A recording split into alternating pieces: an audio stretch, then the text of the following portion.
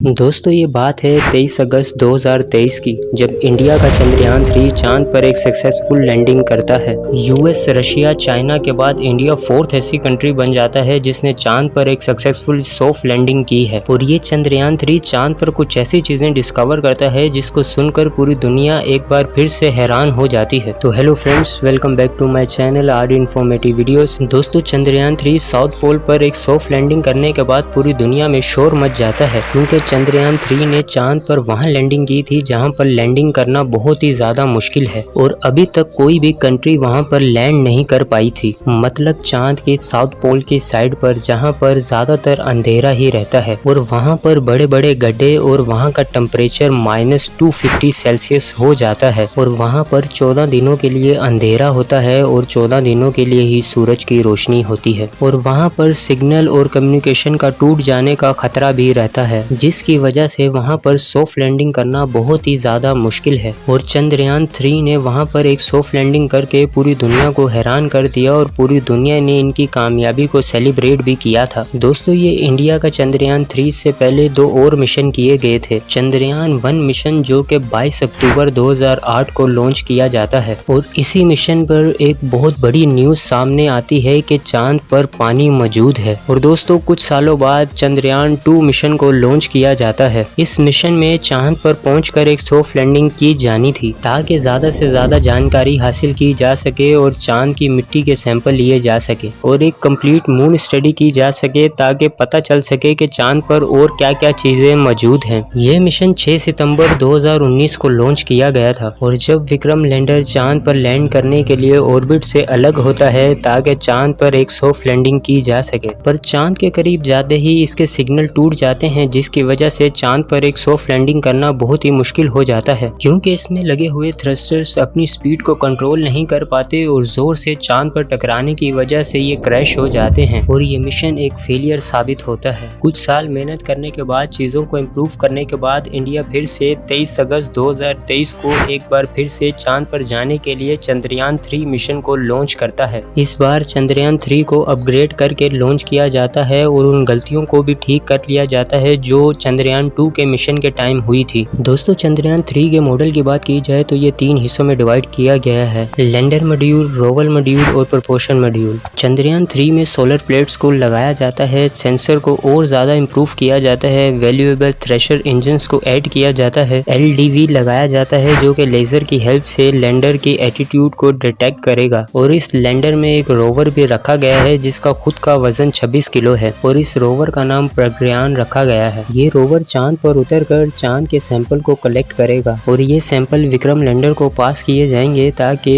चांद की complete study की जा सके। दोस्तों चंद्रयान 3 की लॉन्च की बात की जाए तो टोटल 40 दिन लगे थे चंद्रयान 3 को चांद पर पहुंचने के लिए। 23 अगस्त 2023 को फाइनली इस बार इंडिया चंद्रयान 3 को चांद पर लैंड करने में कामयाब हो जाता है और फिर इसके बाद विक्रम लैंडर को प्रज्ञान रोवर से नीचे भेजा जाता है ताकि मिशन को स्टार्ट किया जा सके। प्रज्ञान और विक्रम लैंडर चांद पर अपनी ऑब्जर्वेशन करना स्टार्ट कर देते हैं और कुछ दिनों तक ये ऑब्जर्वेशन करते रहते हैं और सैंपल कलेक्ट करते रहते हैं, जिसमें शामिल थी चांद की मिट्टी के टेम्परेचर को मेजर करना और इसने पहली बार ऑन ग्राउंड जाकर सल्फर की प्रेजेंस को कंफर्म किया था और इसके साथ साथ ऑक्सीजन को भी कंफर्म किया था। ये ऑक्सीजन चांद की मिट्टी और पत्थरों में पाई गई थी। ये ऑक्सीजन एटमॉस्फेयर की फॉर्म में नहीं थी बल्कि चांद के पत्थरों में अलग अलग बॉन्ड के फॉर्म के जरिए पाई गई थी। और कुछ और दिन चांद की स्टडी करने के बाद, सैंपल को कलेक्ट करने के बाद प्रज्ञान और विक्रम लैंडर को 4 सितंबर को सुबह 8 बजे स्लीप मोड पे डाल दिया गया था। ऐसा इसलिए किया गया था क्योंकि चंद्रयान 3 चांद के जिस हिस्से पर लैंड किया गया था वहां पर सूरज की रोशनी 14 दिन तक होती है और 14 दिन तक अंधेरा होता है और इस जगह का टेम्परेचर -250 सेल्सियस तक चले जाता है और इतनी ठंड में यहाँ पर सरवाइव करना बहुत ही ज्यादा मुश्किल हो जाता है। इसलिए इसको स्लीप मोड में डाल दिया था ताकि 14 दिन बाद जब सूरज की रोशनी फिर से आएगी तो अपने मिशन को दोबारा से आगे बढ़ाया जा सके। और जब 14 दिन बाद चांद पर फिर से रोशनी हुई तो 22 सितंबर को वापसी फिर से